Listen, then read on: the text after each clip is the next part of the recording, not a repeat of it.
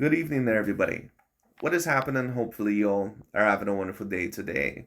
So, when it comes down to it, I thought, of course, that I would talk about this subject and review this video that I thought would be very particularly interesting. And this is going to be a video by that of DontaesBoxingNation, who, in all honesty, at least within that of the boxing world, but potentially even in the sports world, DontaesBoxingNation might be the biggest politician or the biggest propagandic artist that I've personally ever seen, at least when it comes to that of combat sports.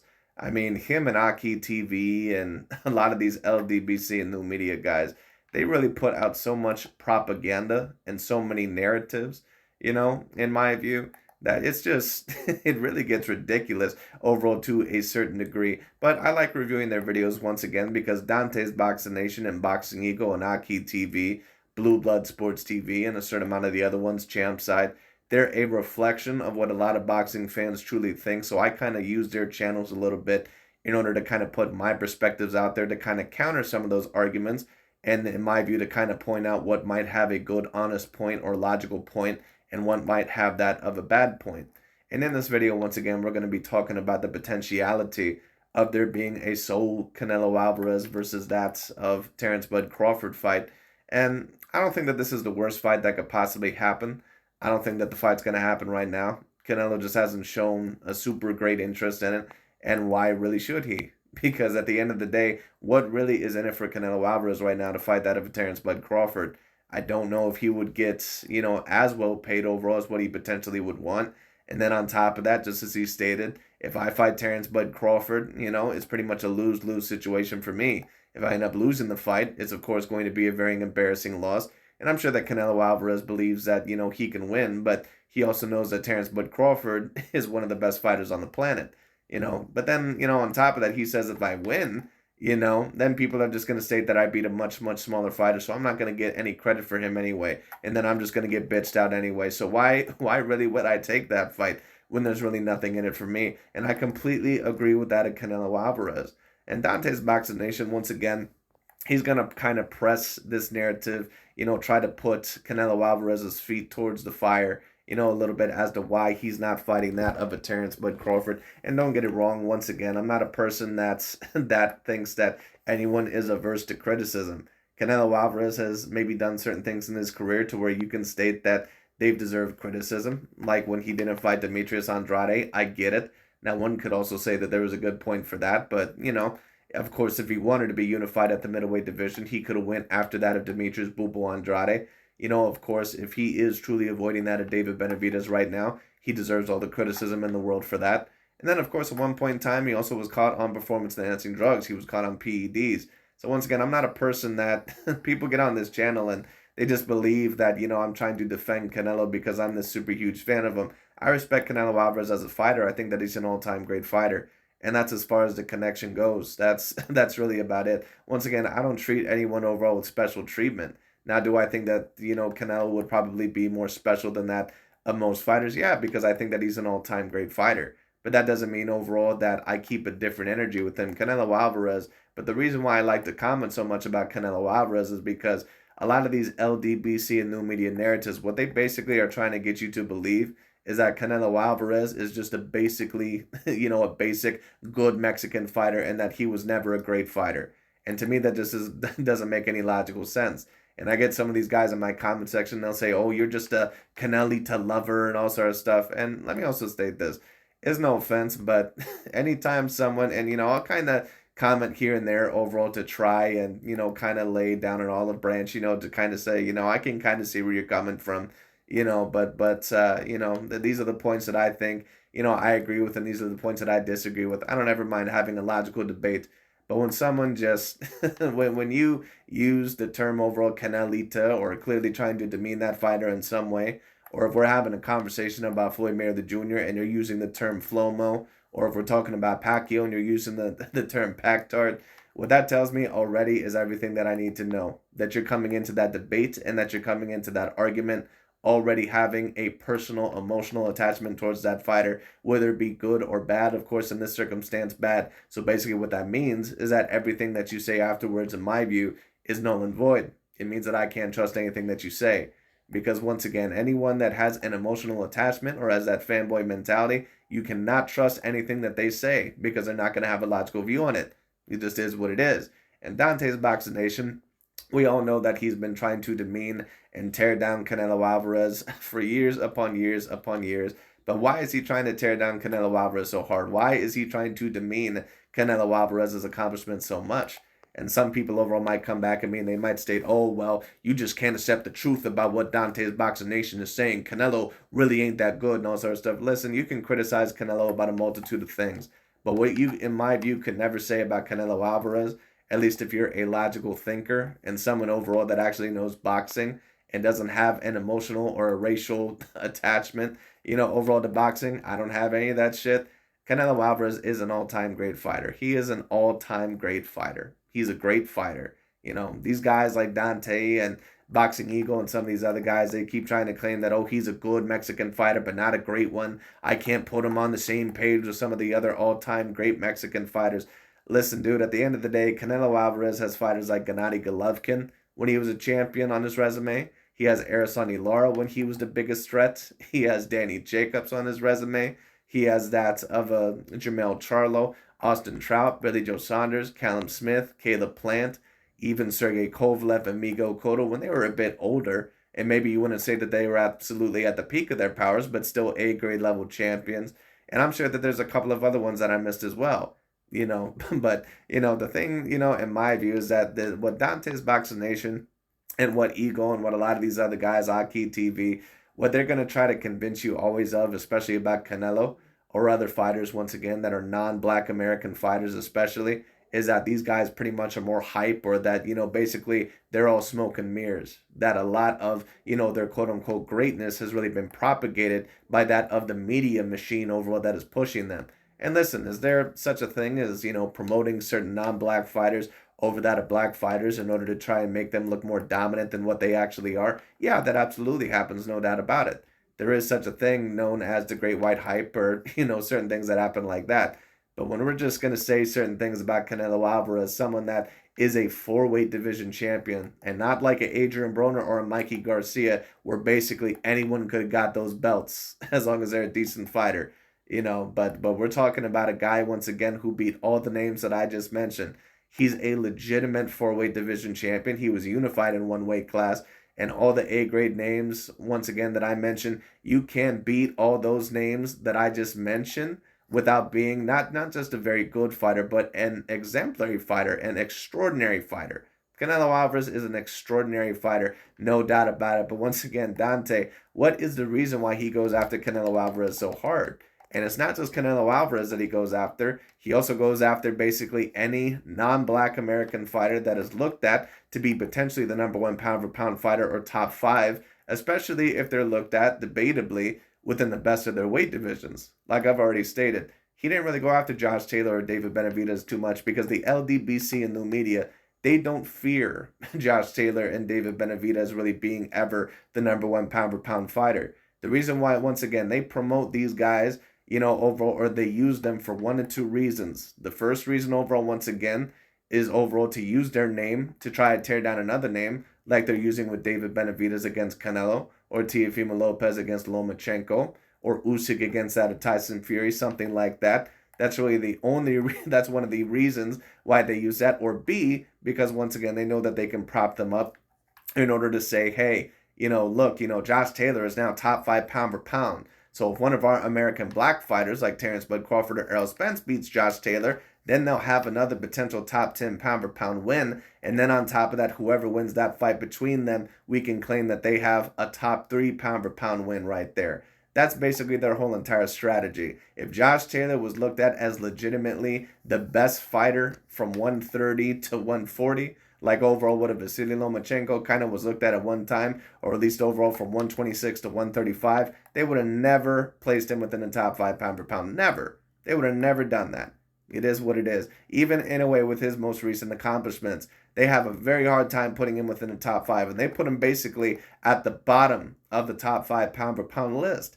So once again, the reason why Dante's Boxing Nation and new media does this especially is because they realize that if Inoue or Lomachenko or some of these guys are remembered as the best fighter of their generation, that they're later on going to have to hear their name in the GOAT debate, or debatably in the greatest of all time debate. So whenever a Canelo shows up, whenever a Tyson Fury shows up, or an Usyk, or an Inoue, or a Lomachenko, or a Gennady Golovkin, or a Sergey Kovalev, they have to try to make you believe that they're more hyped than what they actually are reality. You know, they have to try to make you believe once again that they're really more fabricated. And don't get it twisted. Once again, are there certain fighters that maybe were hyped up a little bit more than what they should have been? Absolutely. But when you talk about a fighter like a Canelo Alvarez, no, Canelo is a real deal fighter. He's an all-time great fighter, is what it is. And the reason why he goes after Canelo Alvarez so hard, and the reason why they have to try to make you believe and try, once again, if you're a Mexican viewer watching their videos, they're going to try to pull at your heartstrings a little bit by bringing up that of Salvador Sanchez and Barrera and Morales,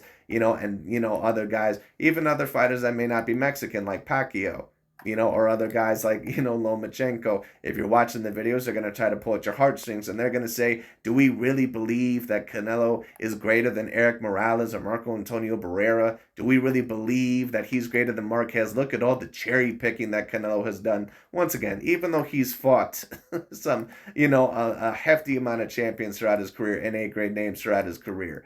But once again, the reason why Dante does that is because he knows that if Canelo Alvarez is remembered as the greatest Mexican fighter of all time, that he'll be debatably at the end of his career within that top 10 to top 20 range. And some people may already possibly debate him there. I don't think he would be within my top 10, but if you were to debate him somewhere within the top 20, especially top 30, Canelo would already be within my top 30 fighters of all time. If you were to debate him within that top 20 of all time, you certainly could. Because once again, what really separates that of a Chavez or a Roberto Duran that much from that of a Canelo Alvarez? Because Canelo has went through that of 4 weight divisions, and he's won the majority of the big fights of his career. He only has 2 official losses on his resume. In my view, probably should be 3 because of the Gennady Golovkin first fight. But other than that, Canelo Alvarez, in my view, he's had a pretty great career. But anyways, Dante's Boxing Nation is going to talk about this potential fight and Canelo and trying to demean him as much as possible. Let's get straight into it.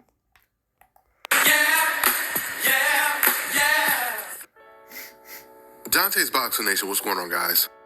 So according to Terence Crawford's trainer, Bo Mack, the only fight that Terence Crawford really wants right now, the only fight that he's really waiting for, is the Canelo Alvarez fight. Instead of just saying that Terence Crawford would beat Canelo Alvarez, Bo Mack, he went into a really good analytical breakdown of how Terence Crawford would beat Canelo Alvarez. How does Terence match up with Canelo? Bud beat his ass. How though? How does that look? He outboxed his ass. Just outboxing. What about the weight though? It don't matter. Bud been fighting big.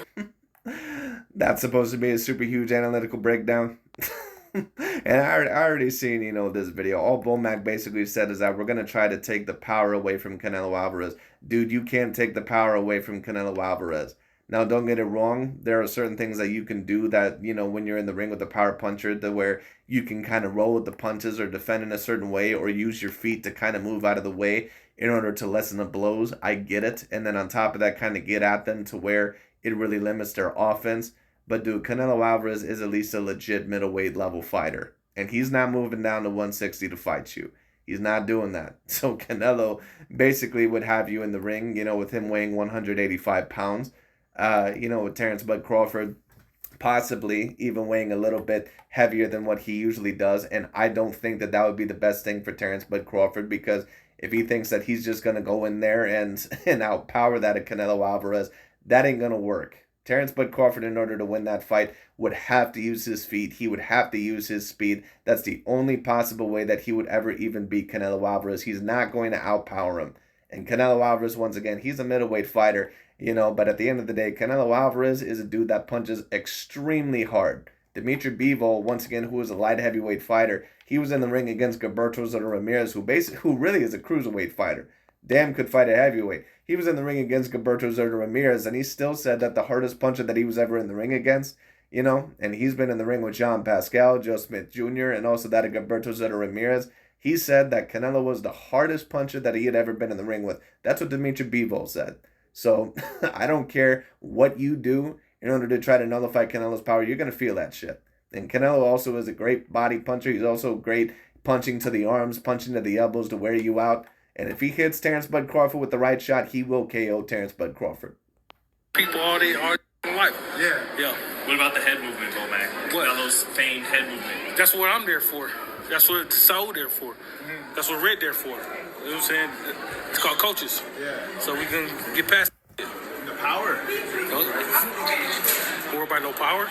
We're not to roll with punches. We're not to take. Well, you're going to have to worry about that power, Mr. Bomac, because at the end of the day, Canelo Alvarez, when you talk about an opponent, not only would Canelo Alvarez be the biggest and overall the most powerful puncher that you have ever fought, he would also be the smartest fighter that you have ever fought. And once again, Dante, is going to try to overall do this stuff. Or, Canelo's not really that great of a fighter. He's super flawed. Canelo Alvarez, once again, the dude is 5'7" with a 71-inch arm reach. Okay? You cannot be a champion from 154 to 160, which is probably what Canelo Alvarez naturally is a 160-pounder, and then win belts at the 168-pound weight class, and then at 175, and actually give somewhat of a fight to that of Dimitri Bivol, not winning the fight, of course, but he ended up giving somewhat of a tough fight in the first half of the fight, and not be an exemplary or an exceptional fighter. It just can't happen. Power. You can take your power away from. How you take a power puncher? Take the power away from a puncher. Let us know. No, I ain't gonna tell you. You should know. Slide off, take something off the shot. That's one of them. Be first, puts jab. Shit. Timing. Timing.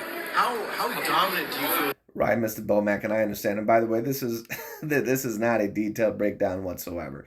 But at the end of the day, once again, Canelo Alvarez is a very, very intelligent fighter. And I think that Bomac and Terence Crawford know that. That's why Bomac, he was stating all this stuff. Oh, we ain't worried about Canelo Alvarez. He had no answers whatsoever on how to possibly beat Canelo Alvarez. None. They know that they would be in a deep amount of trouble if they took that fight. But to them, it would be potentially worth it because Terence Crawford, I think that they also realize, or at least that, there's a possibility that Terence Crawford's resume is a little bit light in the ass. At least, a lot of people state that because of my personal view it is.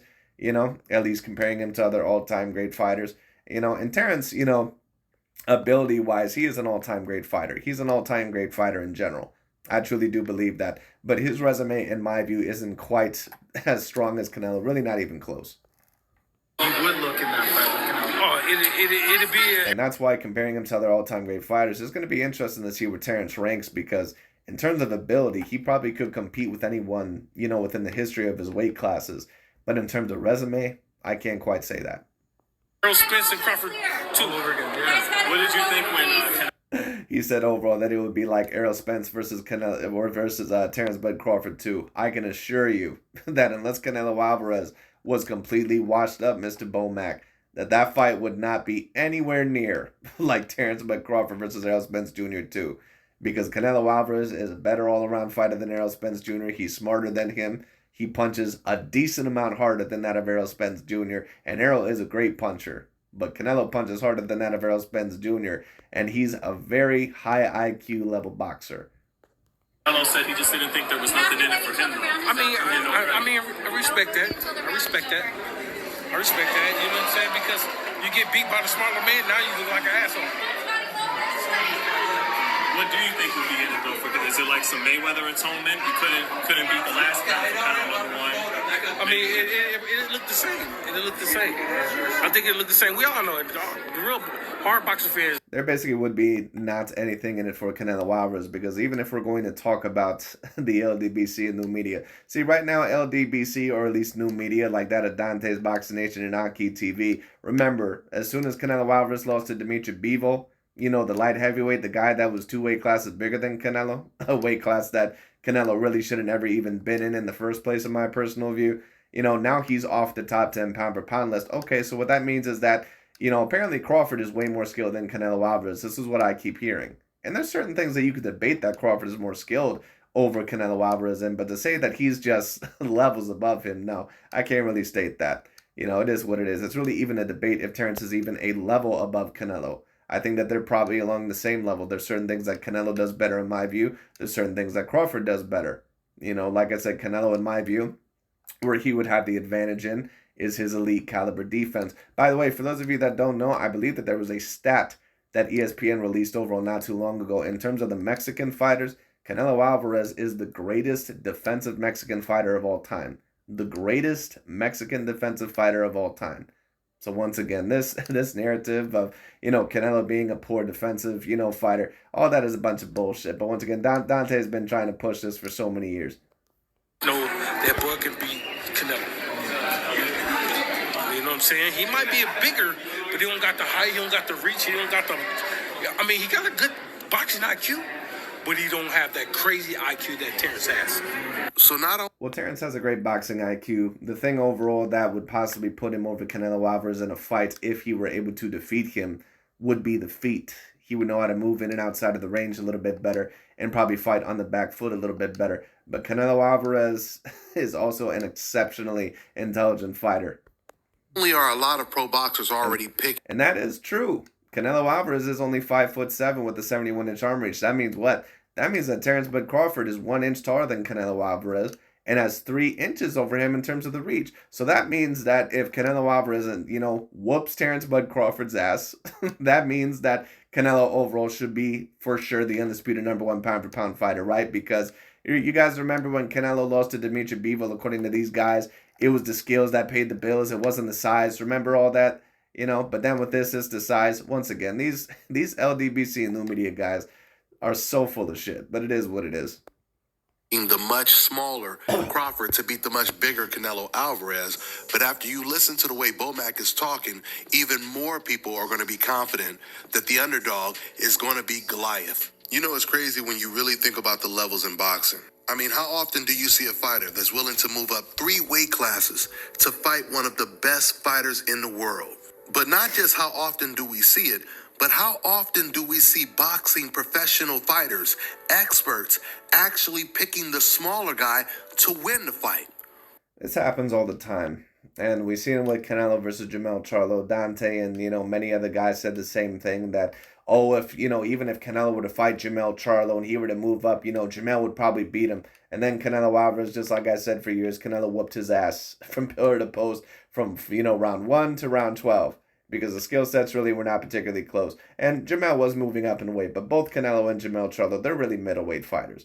Jamel's not really a natural 154-pounder. He's really a 160-pounder, and so is Canelo Alvarez, because he's not really a natural 168-pounder. All right, like I said, once again, the dude is 5'7". All right, and once again, he does rehydrate, somewhat to 185, somewhere around there, or 180. But once again, a lot of these fighters like Andrade, Charlo, all these other guys, Danny Jacobs, they're all bigger than Canelo Alvarez is. Once again, when you take a look at them at their maxed overall, weight sometimes in some of these fights, when they finally move up a weight, they're even bigger than what Canelo Alvarez is. Almost never. When Mikey Garcia wanted to jump up 2 weight classes to fight against Errol Spence, no one gave him a chance. There were certain people picking Mikey Garcia at Dante's Boxing Nation. That's not true. But, most people were picking that of Errol Spence Jr. When Juan Manuel Marquez, when he jumped up multiple weight classes to fight Floyd Mayweather. And also when you took a look at Rigondeaux versus when he fought Lomachenko, a lot of people also were picking that of Guillermo Rigondeaux. All right, so once again, this has happened in boxing before. It's not really anything super new, and people especially love to use that tactic when they don't like a fighter, and they say, I don't care, they'll move up 2 weight classes and they'll still whoop his ass. Basically, this has been a tactic that has been used for years, where people overall try to look a lot more smarter than what they actually are and say, it doesn't matter the weight class, he'll still whoop his ass. Okay, well, we'll see what ends up happening if this fight happens. Nobody gave him a chance. The fact that so many professional boxers are picking a smaller guy to beat Canelo Alvarez, it implies that they all know that Terence Crawford is on a whole different level. And it also indicates... Well, I need to know which exact professional boxers are actually picking Terence Bud Crawford to win. I need to see overall which boxers are actually picking Terence Bud Crawford to actually beat that of Canelo Alvarez. Because I remember a certain amount of them also said that, Jamel Charlo, he's going to potentially beat Canelo Alvarez, all sort of shit. And then, and you could tell that they weren't legitimate with it, that they were pretty much doing it in terms of support. So is it really that they believe that he would beat beat Canelo Alvarez, or is it really overall that thing because they would just like to see Terence Bud Crawford accomplish history? How flawed of a fighter Canelo Alvarez is, because just think about this for a second. How many fighters will be... And there goes Dante's Boxing Nation once again. Once again, this is why he has to use this argument. Because overall, once again, he has to try to make you believe that Canelo Alvarez is this super duper flawed fighter. And don't get it twisted, you know, once again, Canelo has some flaws. Like, once again, he doesn't have great feet, you know, but at the end of the day, other than that, Canelo Alvarez is almost a 10 out of 10 in every other category. Willing to move up 3 weight classes to fight against Terence Crawford. And if someone did move up 3 weight classes to fight Terence Crawford, how many of them would be considered the favorite to beat Crawford? And let me also tell you this, because you can't really compare it over like moving up 3 weight classes, because you would have to kind of compare it overall like Gervonta Tank Davis overall, you know, with versus Terence Crawford, but really not even that. Almost kind of like that of a Devin Haney versus a Terence Bud Crawford, because Devin Haney and Crawford, you know, like Haney, he's probably more of a natural 140 pounder, but Terence Bud Crawford, once again, you know, he would at least have some of the height and reach over Canelo Alvarez. Once again, Canelo was not that big. He's a dude that's 5'7" with a 71-inch arm reach. You know, so once again, Canelo is not really a natural super middleweight fighter. He competes there, but he's not really a natural 168 pounder. All the guys that he fought there were bigger than him. And not just the favorite, how many people would be picking the smaller guy to beat Crawford? The answer would be 0. How many fighters will be willing to move up 3 weight classes to fight Gervonta Tank Davis? Not even Naoya Inoue is willing to do it. How many fighters will move up 3 weight classes to fight Devin Haney? Hell, some of these boxing fans, they don't even want to see Gervonta move up 1 weight class. Right, but Mr. Dante's Boxing Nation, a lot of the lighter weight classes are a little bit different. Once again, Canelo, and that of Terence Bud Crawford, they're more similar overall in size than what an Inoue and Gervonta Tank Davis are. I mean, Inoue and Gervonta Tank Davis in terms of height and reach, you know, they're probably somewhere similar, you know, when it comes down to it. But in terms of weight, Gervonta Tank Davis would just be a lot bigger than that of Inoue. Canelo, I mean, he would be bigger than Terence, no doubt about it. He'd probably be, you know, 20 pounds bigger. But at the end of the day, you know, the dimensions would probably a little, you know, even more different, because Crawford at least has, you know, the height and the reach over Canelo Alvarez. And he probably, if he wanted to, could maybe get somewhere around 170 if he really wanted to. You know, Inoue, you know, he's a dude that probably rehydrates at what, like 122, 125? I could be wrong about that. You know, but Inoue is not that big of a guy. Gervonta Tank Davis looks like he rehydrates at about 150 to 160 at times. Fight Devin Haney. But I can guarantee you, if he had to move up 1 weight class to fight Canelo, they would be all for it. And not only that, but Right, but what does that really mean? Because basically what that is a whole nothing sandwich. Because how many fighters could we really state that with? If Sugar Ray Leonard, you know, moved up 1 weight class to fight Muhammad Ali, I bet he'd beat Muhammad Ali. You know, overall, you know, if you know, if Floyd Mayweather had to move up 1 weight class, you know, to fight Andre Ward, I bet he'd beat Andre Ward. You know, and who knows, maybe, I don't know, but it's like, what does that really say? Because we don't know how those fighters would be at those particular weight classes. So it's like all that is really just a complete hypothetical with no meat on it. Gervonta would be favored to beat Canelo under those circumstances. But yet Crawford is willing to move up 3 weight classes. I mean, that's like me stating overall once again, like, oh, in a way, you know, if he was just 1 weight division below against Gervonta Tank Davis and they were more similar in size, in a way would be favored over Gervonta Tank Davis, right? But what does that really state? You know, because they're not in the same weight class. And then on top of that, we don't know how they would look if they were a little bit bigger. So what does that really say? And many people believe that he will win. Let's be honest, guys. I'm going to name a whole bunch of fighters in the sport today. Let's say all of these guys were naturally in the same weight class. They were naturally the same weight.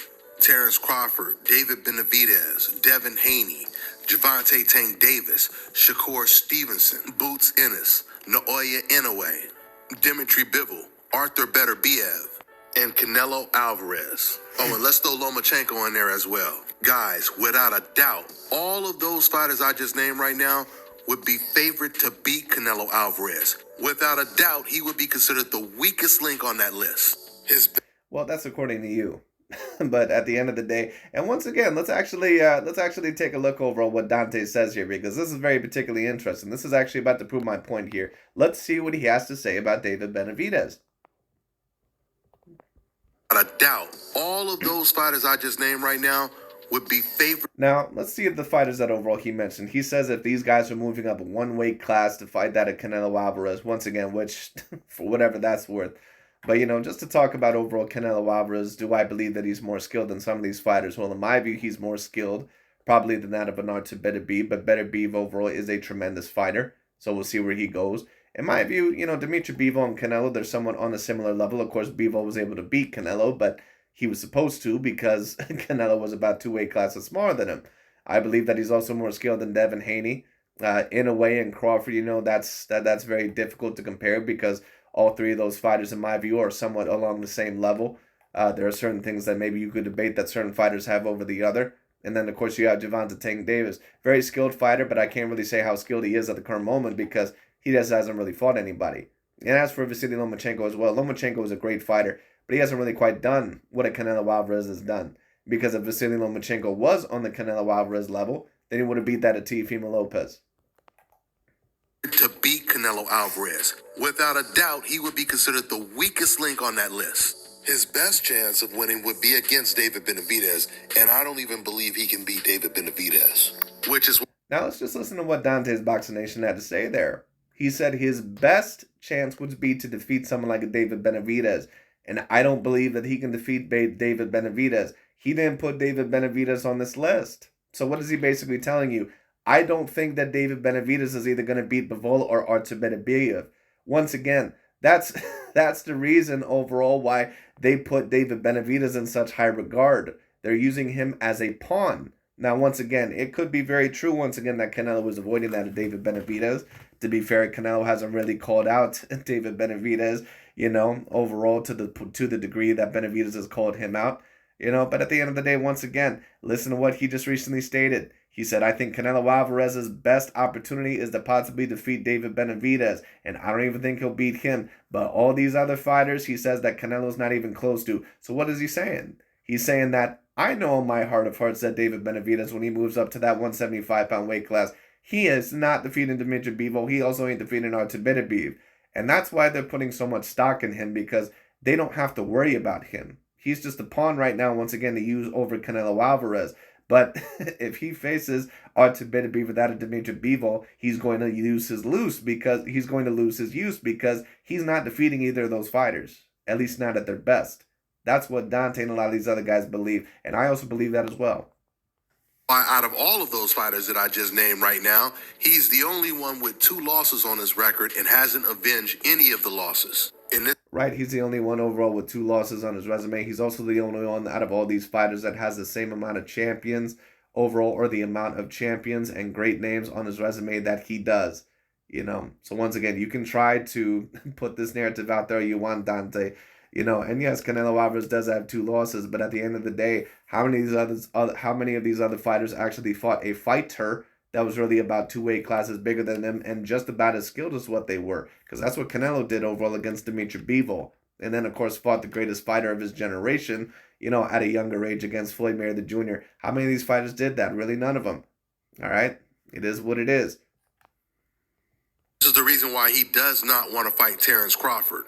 He says that it's a lose-lose. No, he doesn't want to fight Terence Crawford because it's a lose-lose situation for him, Mr. DontaesBoxingNation. But once again, you have to try to promote this because you have to try to make sure that Canelo is buried 6 feet deep. That's what you have to try to make sure, because you realize that Canelo Alvarez, that if he is remembered as debatably the greatest Mexican fighter of all time, that is going to be a problem in terms of the debates in the future. So you have to try to debate him overall as low as you possibly can. Because you know that if Canelo is debated as the greatest Mexican fighter by the time his career is over, he's going to be in that debatable top 10 conversation. And that really is the worst fears. They don't want that. That's why every single time that there's a Tyson Fury or an Usyk or a Canelo or an Inoue, it's very hard for them to acknowledge their accomplishments, even if there's clear substance there. Now, sometimes, once again, there can be a fighter that is a little bit more smoke and mirrors, or a little bit more hyped up than what they deserve to be. Maybe, to a degree like a Roman Chocolatito Gonzalez, who, some would debate did not deserve to be #1 pound for pound when he was. But once again, even with other fighters with results that are non-black fighters, he won't put them in that higher regard, at least the ones that are looked at as for sure the best of their weight classes. No matter what the demographic of fighters are there, they won't put them there. Situation. And it's crazy. Once again, that's why that's why they're already starting to put out arguments about Tyson Fury about, well, it doesn't matter what Tyson Fury does. He can never be my greatest heavyweight of all time because he gets knocked down too much. All sorts of stupid bullshit. Right, but Ali can lose several fights in his career, Lennox Lewis can get chin checked in 2 fights against fighters that really never should have been champion in the first place. And if Fury ends up being retired and undefeated against AJ, Usyk, Wilder, and Klitschko, you tell me he doesn't have a debate there? I got you. Because you got to think about this And remember, they keep trying to say overall that Canelo Alvarez is a very flawed and limited fighter, and they also tried to say that with Tyson Fury. Remember when Fury beat Wilder's ass in the 3rd fight again, and they were stating overall that, there was no skill shown, and, remember the days of Ali and Mike Tyson, and, you have to be compared, for your weight classes. You have to have a great skill, because if Mayweather went up there or some other guys went up there, overall they would kick Fury's ass. Right, but what does that really mean? Because Mayweather overall, once again, he's not a heavyweight fighter. Do we really believe that there's ever been a heavyweight that's been as skilled as Floyd Mayweather Jr. or some of the other lighter guys over on the planet? No, probably not. So once again, what does that really mean? Like, Dante is saying all these points only when they favor him, and it's really just a huge nothing burger. It just is what it is. It just makes no damn sense. But once again, remember, Deontay Wilder, remember, it's, Fury and Canelo are too flawed overall to be that high in their pound for pound list or to be the best of their generation. But remember, wasn't Wilder on the top 4 pound for pound list at one point in time for defeating literally like nobody? he was within their top 5 pound for pound at one point in time for literally getting knockouts over tomato cans. Canelo says that's a lose-lose situation. He's saying he could possibly lose to him. Now, of course, he's saying if I beat... I think that Canelo Alvarez realizes the threat that Terence Bud Crawford is. I don't think that he would mind fighting Terence Bud Crawford, but I think he needs to find a reason to fight him. At the moment, there's just no reason to fight him. Because what would he really get out of that fight? Is he really going to get... he'd probably get more paid than what he would in, most other fights. Probably. But it's not like it would be a massive payday. Terence Crawford has never proven to be a great pay-per-view star. Even with the Errol Spence Jr. fight, which was supposed to be allegedly the fight of the decade, only did 800,000 pay-per-view buys. Canelo did that with Caleb Plant. So once again, Canelo's looking at it. He's saying, I'm probably not going to get a massive payday, at least not the biggest of my career. And then on top of that, if I beat his ass, which more than likely I'm going to, people will just say that you defeated a much smaller guy. And then if I end up losing to this guy, then it's debatably the most embarrassing loss within boxing history. So why would I take that fight? There's nothing in it for me. I won't get the credit for it because he was so small. But on the flip side, he's also saying if I lose to him, it would be the most embarrassing loss of my entire career. And even though Canelo Alvarez is not athletic and as gifted as fighters like Terence Crawford, Canelo is a student of the sweet science. Canelo's a very athletic guy, but I'm going to say that he's quite as fast as what a Terence Bud Crawford is. But once again, you cannot accomplish the things in Canelo's career with what he's done and not be an exemplary fighter and also a great athlete. Studies, he pays attention to everything that's going on, so he knows how special of a fighter Terence Crawford is. And I'm not saying that Canelo doesn't have a chance of beating Crawford, because with that type of size advantage, he definitely has a chance of beating Crawford. But what I'm saying is when Canelo looks at... And that's exactly why Canelo's not fighting Terence Bud Crawford right there, Dante. Because he realizes that every single one of his detractors, that if he beats Terence Bud Crawford, that's all he's going to say. That's all these guys are going to say. Which is that overall that, oh, Canelo, you beat a guy that is much smaller than you. And to a degree, it'd be somewhat warranted because Terence Crawford is at least a legitimate 2-weight classes, smaller than Canelo Alvarez. So it's somewhat warranted. But that's exactly why right there, because Dante, we already know his game. He did the same shit with Jamel Charlo. We said for years that if they ever fought, that Jamel would probably beat Canelo. Then the fight finally happens, and it's nothing but a size excuse. And Jamel and Canelo are really the same size. So Jamel really don't get an excuse from me. But Crawford, he would at least have somewhat of a valid excuse because he's a legitimate welterweight. Terence Crawford, he gets Mayweather vibes. And we know what Mayweather did to a much bigger, younger Canelo Alvarez. And that was an old-ass Floyd Mayweather. So at the end of the day... It was a 36-year-old Floyd Mayweather Jr. who still was at the peak and the prime of his powers, and a guy overall that was still the number 1 pound-for-pound fighter. Don't get it wrong. If you want to make the argument overall that Canelo should have done better if he was on the level of a Floyd or some of the other, former all-time greats, if you want to state that, listen, that's all up to you. That's somewhat of a valid point. But to state that Floyd was just, like, these guys tried to sit here and act like Floyd Mayweather Jr. was like on hospice care or something. Floyd was still the number 1 pound-for-pound fighter in the world, and he was still at the peak of his powers. Okay? It is what it is. Even though Canelo says that he doesn't want to fight Terence Crawford, when push comes to shove, he might end up having to fight Crawford if he continues to avoid David Benavidez and David Morrell. For those of you guys who don't know, David Morrell, another PBC fighter, undefeated champion, he is the WBA regular champion, which is pretty much Canelo Alvarez's mandatory. So if Canelo Alvarez is going to... Well, no one's really going to fight David Morrell right now unless they absolutely have to. And David Benavidez also turned down that fight, by the way. But they're not really going to criticize David Benavidez for that once again because they need to use David Benavidez. They need to strike the iron while it's hot right now. And right now, it's very hot to criticize Canelo because of this David Benavidez situation. So right now, in order to promote, and whether you believe that Canelo is avoiding David Benavidez or not, and he very well might be, and if he is, then Canelo Alvarez deserves all the criticism in the world for that. I understand that Benavidez is probably a little bit of a weight bully and that he's probably not a natural 168-pounder, but at the end of the day, if he can make the weight, you're going to have to fight your mandatories, so you're going to have to fight the fight that everyone wants to see, period. And that includes with Canelo Alvarez. But once again, they have to strike the iron now while it's hot because when someone is at a weak point in their career or they're being heavily criticized, that's when overall it's the best moment to put all the propaganda and the seeds overall in certain people's heads of what you truly think about them. And then maybe they'll particularly believe it because they're at a bad point or a weak spot in their career. Like when Djokovic ends up losing, at certain times, like if he loses a Grand Slam, even though he has every stat in history to prove that he's the greatest tennis player of all time, and every Grand Slam and every accomplishment. Anytime he loses a Grand Slam, that's the time for the Rafael Nadal and the Roger Federer fans to strike while the iron is hot, while they can. That's the only way that they'll ever get people to convince overall of what they want to speak into existence. Stay with PBC after this Jaime Munguia fight. These are pretty much the only options that he has. David Morrell, David Benavidez, or Terence Crawford. Let's see what he decides to do this year. And one last question. I want to ask my Mexican viewers, who do you guys want to see Canelo Alvarez fight this year? Put it down in the comment section because I always see you guys deflecting and talking about everything else when I make a Canelo video, but you guys never say who you want to see Canelo Alvarez fight this year. All the other fans are, just not you guys. So put it in the comment section. That's all I got for now, guys. I'm on to the next one.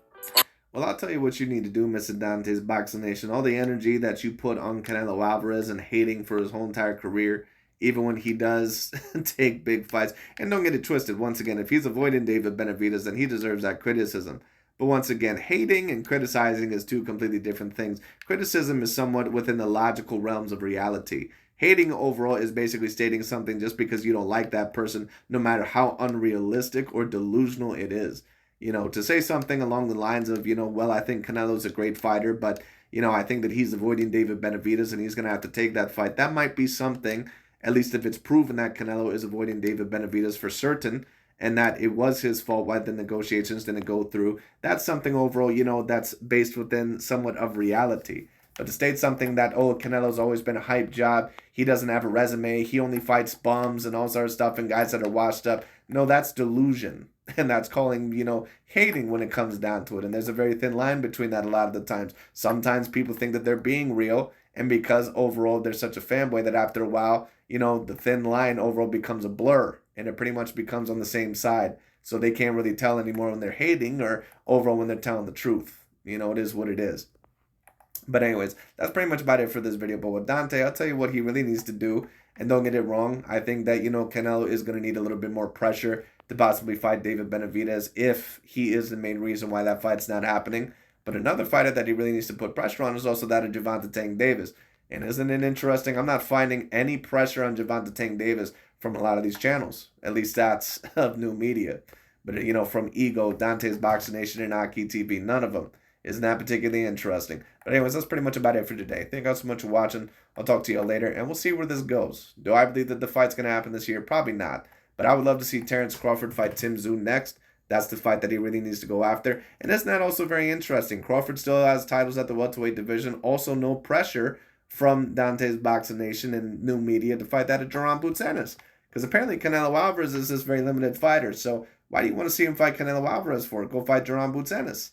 And I'm a person overall, once again, that doesn't really mind if the Duran Boots Ennis fight doesn't happen because Crawford, once again, he's a guy that's already accomplished everything at welterweight, in my view, that he's needed to do. But if you're going to criticize Canelo Alvarez so much over for allegedly avoiding that of Terence Bud Crawford or not fighting guys within his weight class, I kind of get that. To be fair, Canelo, a lot of people have been calling for the Benavidez fight. Crawford has taken the fight that everyone wanted to see him take at the welterweight class. That is something overall that one could debate. But also at the end of the day, if you're criticizing Canelo for not fighting guys in his weight group, well then why is Terence Bud Crawford not getting the same criticism? Or that of other fighters, if they're in a similar situation. We all know that that's not going to happen. But it is what it is. Anyways, that's pretty much about it for today. But thank you all so much for watching. I'll talk to you all later, and we'll see where this goes. And, of course, to answer the question, I'm not Mexican, but, to answer the question about which fights I would love to see Canelo win, of course, the David Benavidez fight, in my view, is number one.